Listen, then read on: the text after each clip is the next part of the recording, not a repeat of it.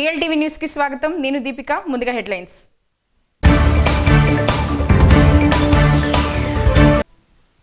క్షుద్ర పూజల ఉన్మాదం, కన్న బిడ్డలనే బలిచ్చిన తల్లిదండ్రులు, మదనపల్లిలో కలకలం. ఆలయాలను పరిరక్షించే బాధ్యత ప్రజలే తీసుకోవాలి. ధర్మ ప్రచార యాత్రలో త్రిదండి రామానుజ చిన్నజీంగార్ స్వామీజీ పిలుపు. మదనపల్లిలో క్షుద్ర పూజల ఉన్మాదం. వయసున్న ఇద్దరు ఆడబిడ్డలను బలిచ్చిన తల్లి 3 రోజులుగా ఇంటిలోనే పూజలు. క్రతువులో భాగంగా పెద్ద కుమార్తెను పూజ గదిలోని డంబుల్స్తో కొట్టి హత్య. పెద్ద కుమార్తెను బతికించుకునేందుకు చిన్న కుమార్తెను కడతెర్చిన వైనం. మా బిడ్డలు చనిపోలేదు, దివ్యశక్తులే బతికిస్తాయి. పోలీసులతో తల్లిదండ్రుల వాదనలు. చిత్తూరు జిల్లా మదనపల్లిలో కలకలం.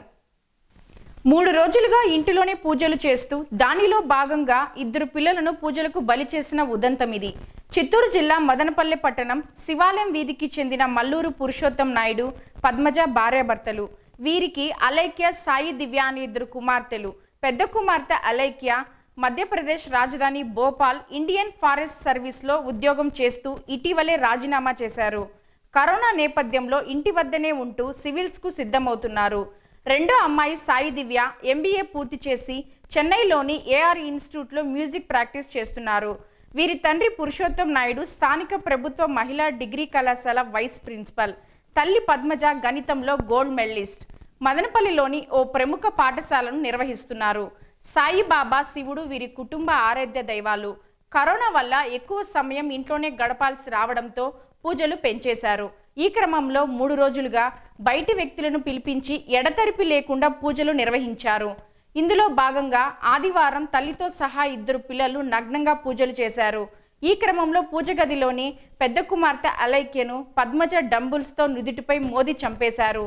చనిపోయిన అలైక్యను పూజ క్రమంలో భాగంగా బతికించుకునేందుకు రెండో కుమార్తె సాయి దివ్యను పై అంతస్తులోని బెడ్రూమ్లో ఇదే తరహా భర్త ఎదుటే పద్మజ అతి కిరాతకంగా చంపేసింది. చంపే ముందు 2 బిడ్డలను ఇంటి చుట్టూ తిప్పినట్లు స్థానికులు చెబుతున్నారు. DSP రవి మనోహరాచారి మాట్లాడుతూ హంతకులు పూర్తిగా దైవభక్తిలో లీనమై తమ బిడ్డలు మళ్ళీ బతుకుతారనే చంపేసినట్లు ప్రాథమికంగా తేలిందన్నారు. యువతుల తల్లి పద్మజ బిడ్డలను కొట్టి చంపినట్లు, ఈ సంఘటన జరిగినప్పుడు తండ్రి పురుషోత్తం నాయుడు కూడా అక్కడే ఉన్నట్లు విచారణలో తేలిందన్నారు. తల్లిదండ్రులు కూడా మానసికంగా సతమతమవుతున్నట్లు గుర్తించామని, వారు ఏ అఘాయిత్యానికి పాల్పడకుండా ఇంటి వద్దనే గట్టి బందోబస్తు ఏర్పాటు చేశామన్నారు.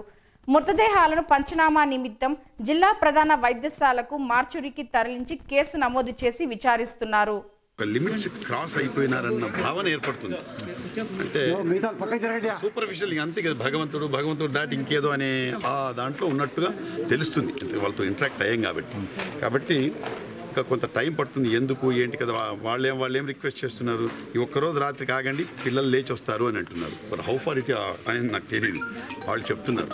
కాబట్టి దీన్ని బట్టి వాళ్ళు పూర్తిగా దీనికి వెళ్ళిపోయారు. పూర్తిగా స్పిరిచువల్ను దాటి అంతకంటే పై ఇంకేమని ఉందో తెలియదు, దానికి వెళ్ళిపోయినట్టుగా ఉన్నారు వాళ్ళు మాట్లాడే పద్ధతిని బట్టి, తీరును బట్టి. ఎందుకంటే అందరూ వెరీ ఇంటలెక్చువల్స్.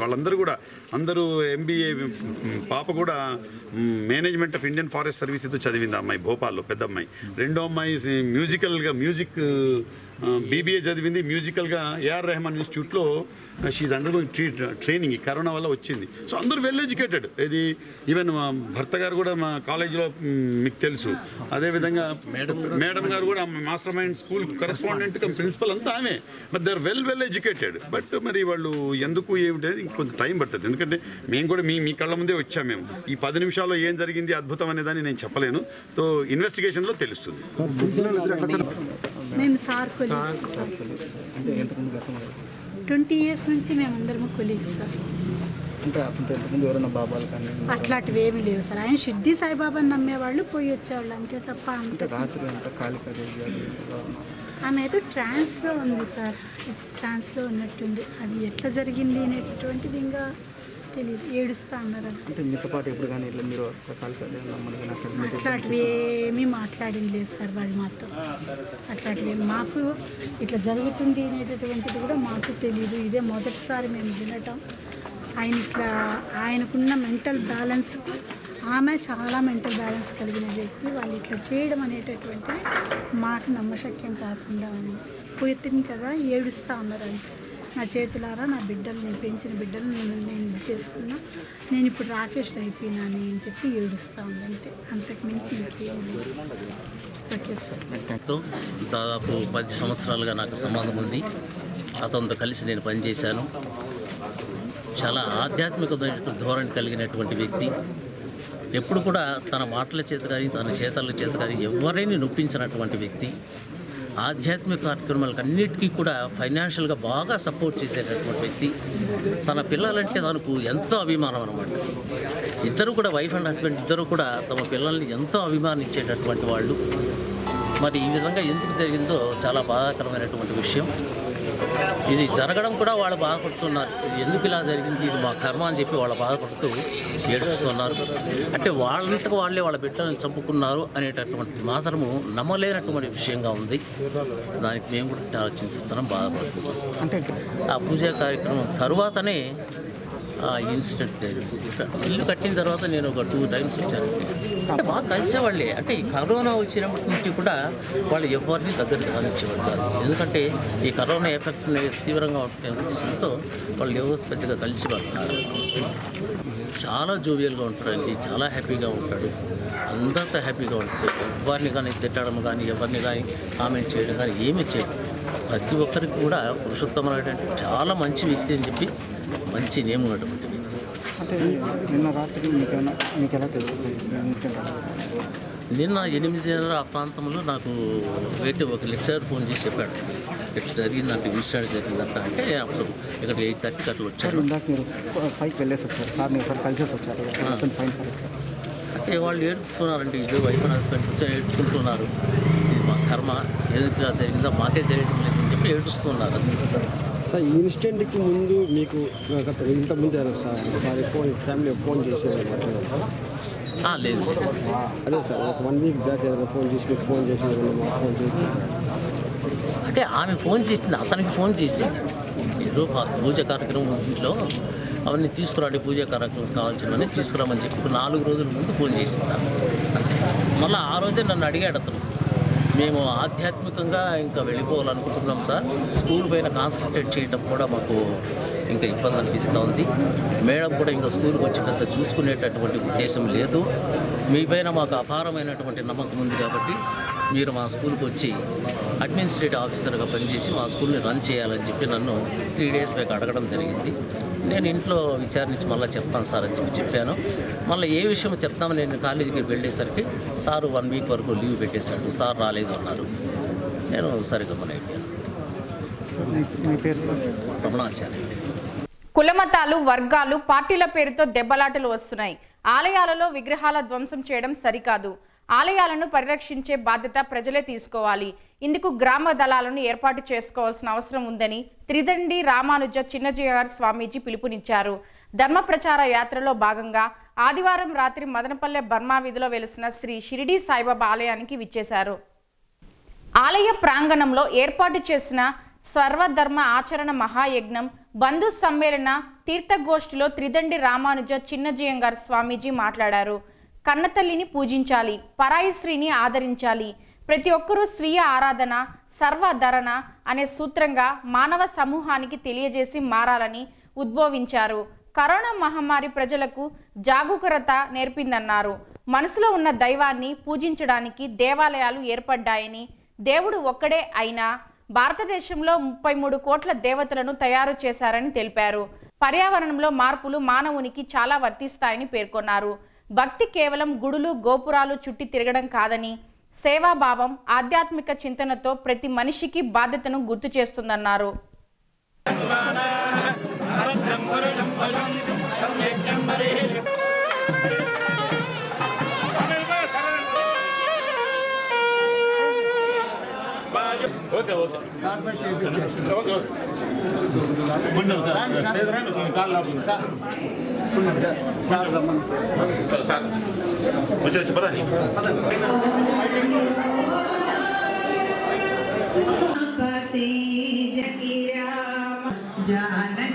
నిలబడకూడదు, కోర్టు కానీ సైలెంట్ మోడ్లో పెట్టుకుంటే మంచిది. దయచేసి సంబంధంగా దయచేసి వెళ్దాం.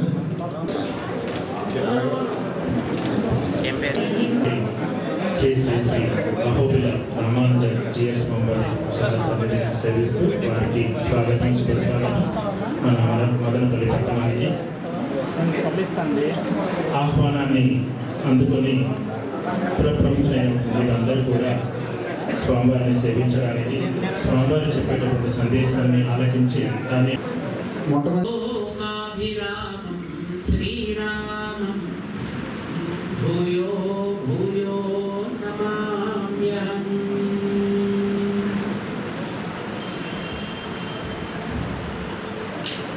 ప్రియ భగవద్బంధులారా, ఒకసారి నామం చెప్తా అందరం కలిసి అందామా?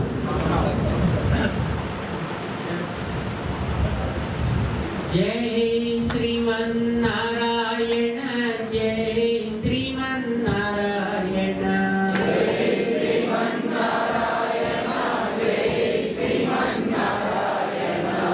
ఆత్మ పరామర్శ ఏకాదశి నాడు చేయాల్సిన పని. నిన్ను నువ్వు ఆలోచించుకో, నువ్వెవడివి. తాత్కాలికంగా వచ్చిన దీన్ని చూసుకొని నువ్వు గర్వించకు, ఏడవు. కొంతమంది చూసి ఏడుస్తారు, కొంతమంది చూసి గర్విస్తారు. రెండు తప్పే. నీ వల్ల ఈ రాదా? మరి వచ్చినప్పుడు ఏం చేయాలి? చక్కగా ఒకరితో ఒకరు పరస్పరం కలిసిమెలిసి జీవించండి. ఏది నీకు వచ్చిందో దాన్ని జాగ్రత్త పెట్టుకో, ఏది ఎదటి వాడికి వచ్చిందో దాన్ని గౌరవించు. ఒక సూత్రం ఉందండి, ఇది ఏమిటా సూత్రం? మీ ఇంట్లో మీ అమ్మగారిని మీరు పూజిస్తారా? తనకి చెందని దానిని చూసి మనిషిలో కలిగేటటువంటి ఈర్ష్య, అసూయ, ఈ అగ్ని అవతల వాడిని నాశనం చేసేటటువంటి ఉద్యమాలకి దారి తీర్చేటట్టు చేస్తుంటే దట్స్ మోస్ట్ డేంజరస్ యాక్ట్. అది చాలా ప్రమాదకరమైనది.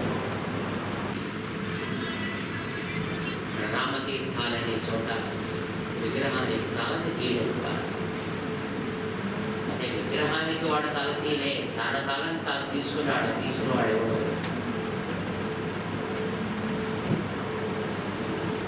అక్కడ వెళ్ళి కొత్త ఆలయం నిర్మాణం చేస్తారు, అక్కడ వెళ్ళి కొత్త మూర్తుల్ని ప్రతిష్ట చేస్తారు. అన్వేషణ విభాగం కావచ్చు, వాడికి ఆ స్వాతంత్ర్యం ఉండాలి. అలాంటి వాటిని పట్టి బయటికి తెచ్చేటటువంటి అది ఇవ్వాలి ప్రభుత్వం. మాకు తెలిసిన పోలీసు వ్యవస్థ ఎంత సమర్థవంతమైందో అని చెప్పాను కదా మీకు. మా ఆశ్రమంలోంచే విగ్రహాలను తీసుకువెళ్ళిపోతే అక్కడ ఉండే వాతావరణాన్ని చూసి మనం ఆ పోలీస్ అధికారికి బాగా దుఃఖం వచ్చి, అయ్యో బాబా వీళ్ళంతా కంటికి మింటికి ఏకధారగా ఏడుస్తున్నారే, తిండి తిప్పలు కానీ నేను కూడా తిండి తినను, బట్ట విప్పను దొరికేదాకా ప్రతిజ్ఞ చేసేటవాడి. అయితే అది పాల పొంగులాగా, ఆరంభ శూరత్వంలాగా అక్కడే అణగారిపోకూడదు. ఇది ఒక వ్యవస్థ కావాలి. ఎవరో డిపార్ట్మెంట్ వాళ్ళు చూస్తారు, ఎండోమెంట్ వాళ్ళు చూస్తారు, మరొకటి వాళ్ళు చూస్తారు. No, temple is yours. ఆలయం ఇది, ఆలయం సమాజానికి. లేదా దాన్ని సక్రమంగా చూసుకునే బాధ్యత సమాజానికి, అంటే మనమే, మనందరికీ బాధ్యత. దాన్ని సక్రమంగా మనం నెరవేరుతామని ఒకసారి మన వాళ్ళందరినీ కలిసి మీలాంటి పెద్దల యొక్క సలహాలను, సూచనలను కూడా తీసుకుని దాన్ని ఒక కార్యరూపాన్ని ఇవ్వాలి అని మేము ఈ యాత్రని ఆరంభం చేశాం. మదనపల్లిలో మీరందరూ ఉత్సాహంగా ఈ కార్యక్రమానికి స్వాగతం పలికినందుకు మీ అందరికీ కూడా అనేక మంగళాశాసనాలు చేస్తున్నాం. ఇప్పుడు కాసేపు ప్రకటనలు.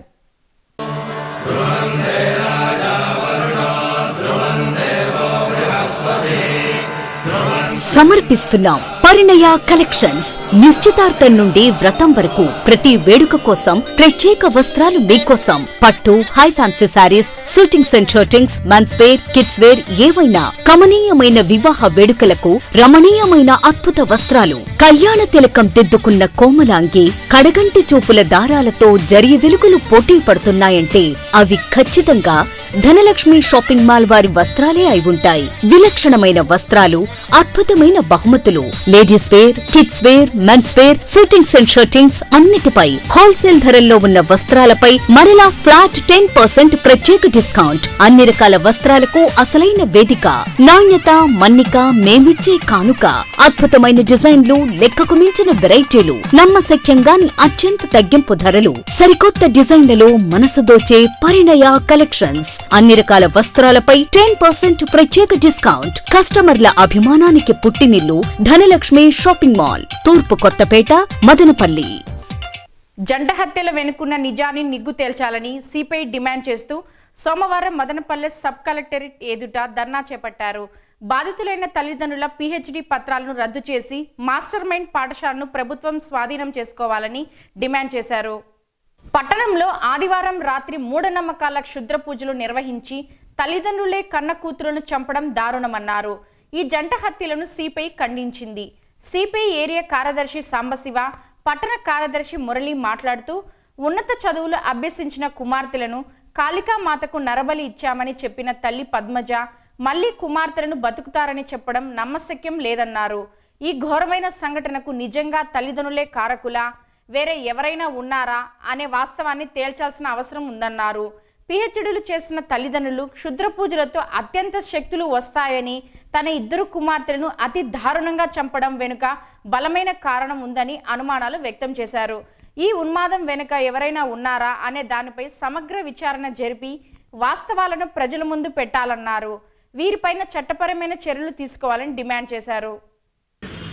నిన్న సాయంత్రం మదనపల్లిలో క్షుద్ర పూజలతో, మూఢనమ్మకాలతో, ఆధ్యాత్మిక ఉన్మాదంతో తన బిడ్డలనే చంపుకున్నటువంటి సంఘటనను భారత కమ్యూనిస్ట్ పార్టీ తీవ్రంగా ఖండిస్తూ ఉంది.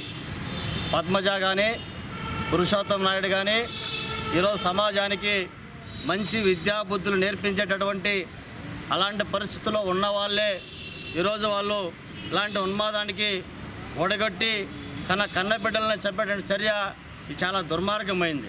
పద్మజ గారేమో ఒక ప్రైవేట్ స్కూల్ను రన్ చేస్తూ, పురుషోత్తం నాయుడు గారేమో ప్రభుత్వ కళాశాలల్లో పనిచేస్తున్నటువంటి వీరు అక్కడ చదివేటటువంటి విద్యార్థులకు మంచి విద్యాబుద్ధులు నేర్పాల్సినటువంటి వాళ్ళు వాళ్ళ బిడ్డలకే ఈరోజు విద్యాబుద్ధులు నేర్పించిన పరిస్థితిలో, దౌర్భాగ్య పరిస్థితుల్లో ఉన్నారు. ఉన్నతమైనటువంటి చదువులు చదువుకొని డిగ్రీ పట్టాలు పొంది కూడా వారు ఇలాంటి ఉన్మాద ముసుగులోకి వెళ్ళిపోయి వాళ్ళ బిడ్డలను వాళ్ళు చంపుకున్నారంటే ఇక్కడ పశువులు కూడా చేయలేనటువంటి పని వీళ్ళు తల్లిదండ్రులుగా వీళ్ళు చేశారు. ఇది అత్యంత ఘోరమైనటువంటి సంఘటన. దాన్ని నిరసిస్తూ ఈరోజు భారత కమ్యూనిస్ట్ పార్టీ సిపిఐ ఆధ్వర్యంలో ఈ నిరసన కార్యక్రమం చేపడతా ఉన్నాం. ఇప్పటికే పోలీసులు కూడా చెప్తా ఉన్నారు, పూజల పేరుతో మా బిడ్డలు మేమే చంపుకున్నాం, తెల్లారికల్లా లేచి వస్తారని చెప్పేసి వాళ్ళు చెప్తా ఉన్నారు.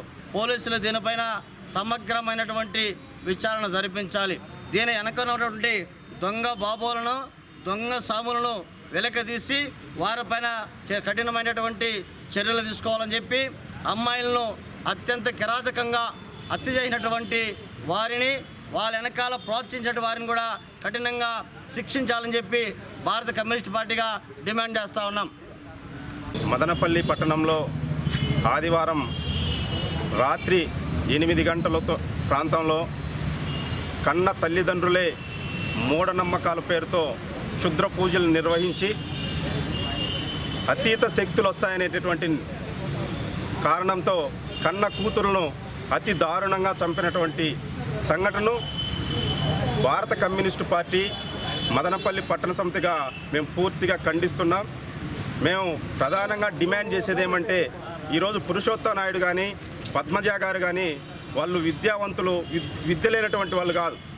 ఒకరు ఎంఏలో గోల్డ్ మెడలిస్ట్ అయితే, ఒకరు డాక్టరేట్ చేసి కళాశాలలో కూడా లెక్చరర్గా పనిచేస్తున్నారు. ఇలాంటి ఉన్నత విద్యను అభ్యసించినటువంటి వాళ్ళు వేలాది మంది విద్యార్థులను బ్రెయిన్ డ్రైవ్ చేసేటువంటి శక్తి సామర్థ్యం కలిగినటువంటి వాళ్ళు ఈరోజు కన్న కూతురునే క్షుద్ర పూజలతో చంపుకున్నారంటే దీని వెనక ఉన్నటువంటి కోణం ఏంటి, దీని వెనక ఎవరున్నారు, బాబాలుండారా, స్వామీజీలుండారా, ఎవరుండారనేది సమగ్రమైన విచారణ జరపాలి. దీని వెనక ఉన్నటువంటి కోణాన్ని బహిర్గతం చేసి సంబంధించినటువంటి వీళ్ళకి సహకరించినటువంటి వాళ్ళపైన కఠిన చర్యలు తీసుకోవాలి. వీళ్ళ డాక్టరేట్ కానీ MA డిగ్రీ పట్టాలని రద్దు చేయాలి. మాస్టర్ మైండ్ స్కూల్ను ప్రభుత్వం స్వాధీనం చేసుకొని పిల్లలకు కూడా న్యాయం చేయాలనేసి కూడా భారత కమ్యూనిస్టు పార్టీ సిపిఐగా మేము డిమాండ్ చేస్తున్నాం. అలా చేయకపోతే పెద్ద ఎత్తున ఆందోళన కార్యక్రమాలు కూడా కొనసాగిస్తామని కూడా హెచ్చరిస్తున్నాం. రాత్రి జరిగినటువంటి మూఢనమ్మకాల పూజలో పురుషోత్తం నాయుడు గారి వాళ్ళ ఫ్యామిలీ వాళ్ళ కన్న బిడ్డల్ని హత్య చేయడం ASFగా పూర్తిగా ఖండిస్తున్నాం. దీని వెనకల హత్య వెనకల ఏవైతే ఉన్న కోణాలు ఉన్నాయో అవన్నీ వెలికి తీసి వీళ్ళకు ఉన్నటువంటి డాక్టరేట్లు డిగ్రీలను రద్దు చేసి ఇతను ఉన్నటువంటి కాలేజీలో విధుల్లో ఉన్నటువంటి అతని పూర్తిగా తొలగించాలని చెప్పి డిమాండ్ చేస్తూ ఉన్నాం. అదేవిధంగా మాస్టర్ మైండ్ స్కూల్ ఏదైతే ఉందో అది ప్రభుత్వ స్వరం చేసుకొని విద్యార్థులకి న్యాయం చేయాలని చెప్పి డిమాండ్ చేస్తూ ఉన్నాం. లేని పక్షాన ఆందోళన కార్యక్రమాలు ASFగా చేస్తామని చెప్పి హెచ్చరిస్తూ ఉన్నాం. రేషన్ బియ్యం డోర్ డెలివరీ సంపూర్ణ మద్దతు. చౌక దుకాణాలకు స్టాక్ పాయింట్లుగా గుర్తించాలి. MDకు ఇస్తున్న ఈ-పాస్ ఆపరేటింగ్ కొనసాగిస్తే చౌక దుకాణ డీలర్ల పరిస్థితి ఏమిటని, డీలర్లకు ఉపాధి హామీగా ఇవ్వాలని డీలర్స్ అసోసియేషన్ అధ్యక్షుడు మోలాలి డిమాండ్ చేశారు. సోమవారం సబ్ కలెక్టర్ ఎదుట ధర్నా నిర్వహించి మాట్లాడారు. రేషన్ డీలర్లను ఉద్యోగులుగా గుర్తించి వేతనం ఇవ్వాలని డిమాండ్ చేశారు. వాలంటీర్ల వ్యవస్థ రావడం, సరుకులు వాలంటీర్లతో ఇంటి వద్దకే పంపిణీ వైసీపీ సర్కార్ అమలు చేయడం అభినందనీయమని తెలిపారు. కరోనా కష్టకాలంలో పంపిణీ చేసిన బియ్యానికి కేంద్ర రాష్ట్ర ప్రభుత్వాల నుంచి రావాల్సిన కమిషన్ వెంటనే మంజూరు చేయాలని డిమాండ్ చేశారు. ఈ కార్యక్రమంలో మదనపల్లి పట్టణ మండల పరిధిలోని డీలర్లు పాల్గొన్నారు. గన్ని వెయిట్ కూడా ఇవ్వాలని అనుకుంటున్నాను సార్. అదేవిధంగా ముందు మాకు బకాయిలు ఉన్నాయి సార్. కరోనా టైంలో చేసినది సార్, అది ఇంకా రాలా సార్. కమిషన్ ఇంకా రాలేదు సార్. Okay sir. ఫిబ్రవరి నుంచి ఇంటింటికి రేషన్ కార్యక్రమం ప్రారంభమవుతుంది. దీనికి సంపూర్ణ మద్దతు రేషన్ డీలర్ల నుంచి ఉంది. అదేవిధంగా కొన్ని సమస్యలు దానిలో ఉన్నాయి. అదేవిధంగా జీవో నెంబర్ 10 ప్రకారము మనకి గోడా నుంచి వచ్చే గన్నీ బ్యాగ్స్ మళ్ళీ ప్రభుత్వానికి మళ్ళీ ఇవ్వాలన్నారు. ఆ విధంగా జీవో నెంబర్ 10ని రద్దు చేయాలనుకుంటున్నాము. అదేవిధంగా ప్రతి జిల్లాలో నుండి MLS పాయింట్లో కూడా ప్రతి డీలర్ కూడా ఖచ్చితమైన తూకము ప్లస్ గన్నీ వెయిట్ గన్నీ వేసి ఇవ్వాల్సిందిగా తెలియజేసుకుంటున్నాము. అదేవిధంగా మున్సిపల్ ఏరియాల్లో జరిగిన సచివాలయంలో క్లస్టర్ వైజ్ మ్యాపింగ్లో కొన్ని అవతకలు జరిగాయి. దాంట్లో కొన్ని రేషన్ కార్డులు ఎక్కడ మ్యాపింగ్ సక్రమంగా చేయలేదు. ఆ మ్యాపింగ్ కరెక్ట్గా చేసి మ్యాపింగ్ చేయాలని తెలియజేస్తున్నాం. అదేవిధంగా మదనపల్లి డివిజన్లో ప్రతి రేషన్ షాప్ కూడా అందరికీ సమానంగా రేషన్ కార్డులు మ్యాపింగ్ చేయాలని డిమాండ్ చేస్తున్నాము. అదేవిధంగా కేంద్ర ప్రభుత్వము మరియు రాష్ట్ర ప్రభుత్వం నుంచి రావాల్సిన బకాయిలు కరోనా టైంలో డీలర్లు చేసిన కష్టానికి ఇప్పటి వరకు ఇంకా కమిషన్ రాలేదు. ఆ కమిషన్ వెంటనే ప్రభుత్వం వాళ్ళు విడుదల చేయాలని డిమాండ్ చేస్తున్నాము. మరియు ముఖ్యంగా కేంద్ర ప్రభుత్వము ఇచ్చిన 8 నెలలు మేము ఫ్రీ సర్వీస్ చేశాము. ఇప్పటివరకు ₹1 కూడా కేంద్ర ప్రభుత్వం నుంచి రేషన్ డీలర్లకు ఇప్పటివరకు రాలేదు. ఆ కమిషన్ వెంటనే ఇవ్వాల్సిందిగా తెలియజేసుకుంటాం. ప్రభుత్వము ఇంతవరకు రేషన్ డీలర్లకు బకాయిలు చెల్లించలేదు. మా ఎంచేపులో డీలర్లకు కొట్టగొట్టే విధంగానే ప్రభుత్వం ఆలోచిస్తోంది. ప్రతి కార్యక్రమం కూడా డీలర్కి ఆపోజిట్గానే చేస్తూ ఇంతవరకు తెలియజేయకుండా డీలర్లు ఉంటారని చెప్పి చెప్తూ దొంగగా బండ్లు వెహికల్ కానీ ఇంటింటికి పంపిణీ కానీ రేషన్ పరోక్షంగా జరుపుతూ ఉన్నారు. కానీ డీలర్లు పొట్టగొట్టే వ్యవస్థగా అని కనపడుతుంది. కాబట్టి మాకు ప్రభుత్వము ఎటువంటి ఆక్షేపణ లేకుండా మాకు ఆదుకోవాల్సిందిగా ఈ సమావేశం ద్వారా మీకు తెలియజేసుకుంటాం. బీజేపీ ప్రభుత్వం అధికారంలోకి వచ్చినప్పటి నుంచి భారతదేశంలో 130 కోట్ల ప్రజల మనోభావాలు దెబ్బతీస్తూ కార్పొరేట్ శక్తులకు ఉపయోగపడి నల్ల చట్టాలకు తీసుకొచ్చి రైతులు చేస్తున్న దీక్షను లెక్క చేయకుండా మొండి వైఖరితో వ్యవహరిస్తూ పరిపాలన సాగించడం దుర్మార్గమైన చర్య అని మాజీ శాసనసభ్యులు షాజహాన్ బాషా పేర్కొన్నారు. ఈ సందర్భంగా షాజహాన్ బాషా మాట్లాడుతూ కేంద్ర ప్రభుత్వం ప్రవేశపెట్టిన వ్యవసాయ చట్టాలను తక్షణమే రద్దు చేయాలని కోరుతూ రిపబ్లిక్ డే సందర్భంగా అఖిలపక్షం ఆధ్వర్యంలో మదనపల్లి పట్టణంలో చేపట్టి ట్రాక్టర్ ర్యాలీని జయప్రదం చేయాలని ఆయన కోరారు. గత కొన్ని రోజులుగా ఢిల్లీ నడిబొడ్డున ఎముకలు కొరికే చలిలో కూడా రైతులు దీక్ష చేస్తూ ఉంటే స్పందించకుండా చర్చల పేరుతో కాలయాపన చేస్తూ రైతుల మనోభావాలు దెబ్బతినే విధంగా ప్రవర్తిస్తున్న మోడీ ప్రభుత్వానికి రాబోయే ఎన్నికల్లో రైతులు బుద్ధి చెప్తారని అన్నారు. ఇప్పటికైనా మోడీ ప్రవేశపెట్టిన నల్ల చట్టాలను రద్దు చేసి రైతులను ఆదుకోవాలని సూచించారు. ఈ క్రమంలో కాంగ్రెస్ పార్టీ నాయకులు శంషేర్ నాగూర్వల్లి, బాస్ వ్యవస్థాపకులు PTM Sivaprasad, CPM Srinivasulu, CPI Krishnappa, Krishnamurthy, Murali పాల్గొన్నారు. దేశ పరిస్థితి బీజేపీ పరిపాలన వచ్చిన తర్వాత చెప్పుకోవడానికి సిగ్గుగా ఉంది. భారతదేశ ప్రధాని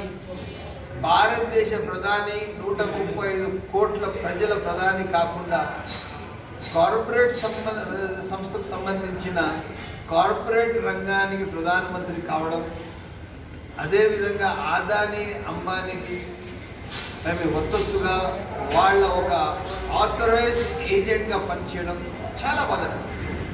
ఎందుకంటే ఈరోజు ఈ పదాలు మేము ఎందుకు వాడాల్సి వస్తుందంటే ఆ సలిలో 70-75 ఏళ్ళు కలిగిన పెద్ద వయసు కలిగిన మనుషులు భారతీయులు రోడ్లో ఉంటుంది. ఒక్క మాట వాళ్ళ గురించి ప్రధానమంత్రి గారు మాట్లాడకపోవడం, వాళ్ళ గురించి ఏమాత్రం చర్చకు తెగకపోవడం, ఎవరో అగ్రికల్చర్ మినిస్టరు, హర్యానా సీఎం, ఇంకొకరు ఎవరో మాట్లాడడం, అసలు వారి గురించి పట్టించుకోకపోవడం చాలా బాధకరం. నిజంగా చెప్పాలంటే దీనికి పదాలు.